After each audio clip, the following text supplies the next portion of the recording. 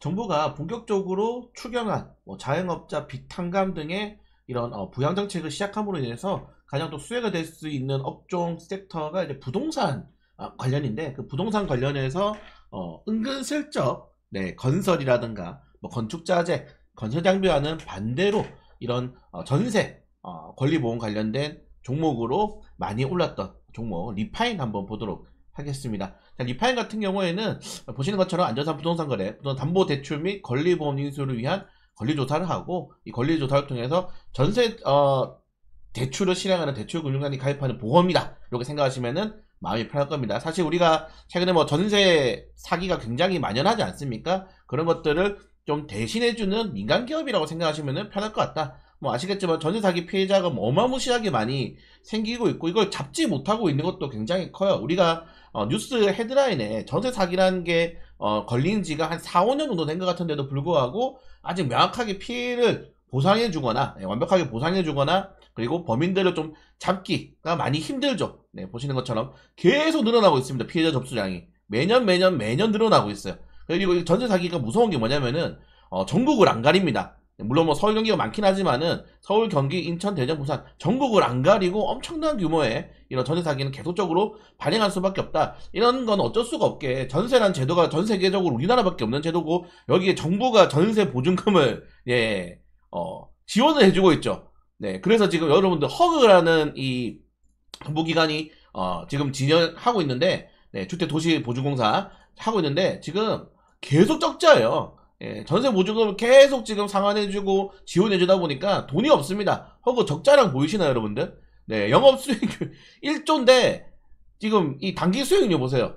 이거는 거의 뭐 파산 직전이다 라고 말씀하시면 될 것 같고, 더 이상 허그에서 지금 지원을 받기가 많이 힘든 상황이기 때문에 많은 사람들이 더욱더 이런 민간 쪽으로 쏠릴 가능성이 저는 높다라고 생각이 됩니다. 자, 그리고 아까 말씀드린 것처럼 추경안이 이제 세부적으로 나오고 있고, 여러분들 이게 2차 추경안이 이제 시작일 수도 있다고 하는 전문가들 전망이 많은 게, 추경을 하면서 금리 인하를 하고요, 여기에 자영업자 빚 탕감, 자영업자 빚 탕감에다가 더욱더 포괄적인 이런 서민 지원 정책, 부양 정책이 준비가 되고 있기 때문에 실제로 시장에서 돈이 굉장히 많이 풀립니다. 사실 시장에서 돈이 많이 풀리면은 많은 분들이 소비를 한다고 생각할 수도 있는데, 사람들이 경기가 안 좋고 그렇게 된다면은 가장 뭘부터 찾겠습니까? 의식주부터 사람들이 먼저 채우려고 해요. 그래서 원래는 이렇게 시장에서 유동성 자금이 풀리면은 자연스럽게 뭐가 올라가냐? 집값이 올라갈 수밖에 없는 겁니다. 집값이 올라갈 수밖에 없는 거다. 그리고 뭐 이거는 뭐 정권마다 약간 차이가 있겠지만은 결론적으로는 좌파 정권 시절에서는 집값이 꽤나 많이 상승을 했기 때문에 거기에 대한 투자자들의 기저효과도 있을 거예요.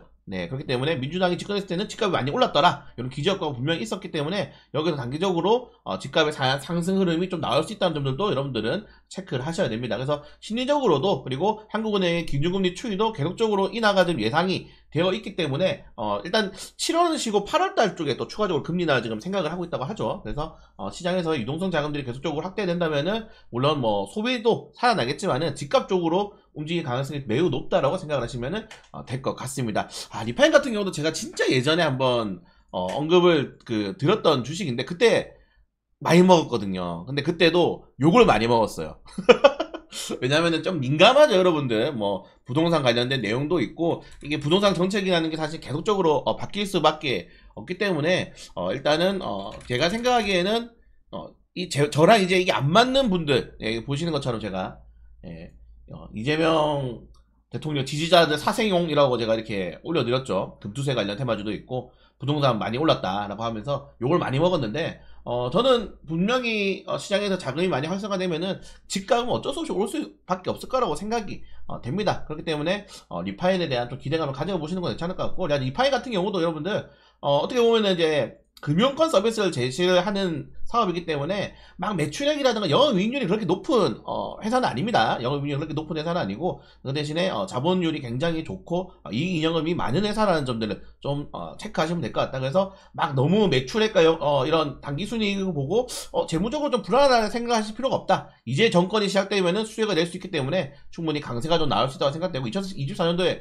진짜 많이 올랐죠, 주가가. 진짜 많이 오르게 되면서 단기적으로 조정이 나왔는데, 저는 이제 좀 다시 한번 반등이 나올 수 있을 거라고 생각이 돼서 이제 전고점 구간대를 한번 여기서 재돌파를 한다면은 아마 점진적인 우상향을 한번 기대해 볼 수 있을 거라고 생각이 됩니다. 네, 저도 이것도 굉장히 좀 크게 보고 있는 주식인데 이게 잠깐 깜빡하고 있었는데 갑자기 많이 오르더라고요. 네, 그래서 이 박스권 일단은 추세를 어느 정도 네, 돌파를 한 주식이기 때문에 여기 고점이 명확하죠, 여러분들. 여기 고점 부분 여기 명확하지 않습니까? 맞고 떨어져요. 시장 가치 평가가 일단 15,000원 구간대는 약간 강한 저항이라고 생각하기 때문에 약간 이제 크게 여러분들 좀 크게 이분할로 생각하시면은 괜찮은 거. 레인지를 좀 크게 잡으셔가지고 15,000원부터 13,000원까지 정도로 이분할 정도 하시면은 저는 괜찮을 것 같다. 충분히 15,000원 구간대에서 네 비중 1% 정도 2% 정도 매수하시고 10만원 20만원 매수하시고 13,000원 정도 조정 왔을 때 비중 네 3% 정도, 네, 30만원, 40만원 정도 더 넣으시면은 나쁘지 않을 것 같다. 그래서 총 한 7, 80만원 정도로 가져가 보셔도 될 것 같고, 물론 여유가 있으면은 뭐, 100만원 정도 가져가도 되지만은, 100만원 이상을 넘기기에는 이 변동성이 워낙에 높은 주식이기 때문에 월간 단위로 변동성이 굉장히 높죠. 그래서 100만원 이상은 넣지 마라. 네, 내 전체 자금에 뭐 만약에 내가 투자금이 뭐 1000만원이라면은 10% 이상은 넣지 마라. 전체 자금의 한 5% 정도만 가져가면 정부 정책 수혜주로 가져가면 괜찮을 것 같다. 그래서 전체 비중이 한 5% 정도 들어가면서 2분할 정도로 가져가 보시면은 좀 괜찮게 대응할 수 있는 주식이다. 그래서 목표가는 전고점을 돌파해가지고 우상향을 노리는 거기 때문에 좀 중장기적으로 보셔도 괜찮을 것 같다. 그래서 저는 8월 이후까지 보유기간은 8월 이후에 한국은행이 추가적인 금리 인하를 할 때 그때까지는 좀 지켜봐도 충분히 되는 종목이다. 그래서 기간, 목표가, 지지라인 다 말씀드렸기 때문에 좀 괜찮다 생각하시면 한번 공략해 보시기 바라겠습니다.